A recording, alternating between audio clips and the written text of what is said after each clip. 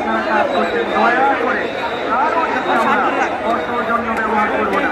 প্রয়োজনে তাদের পা চেপে ধরবো, প্রয়োজনে তাদের হাত চেপে ধরবো, প্রয়োজনে তাদের বুকে মাথা দিয়ে দিব। তারপরে আমরা কাউকে কোনো কষ্টদায়ক আচরণ করবো না।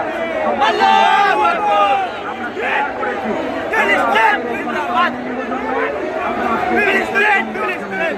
আমরা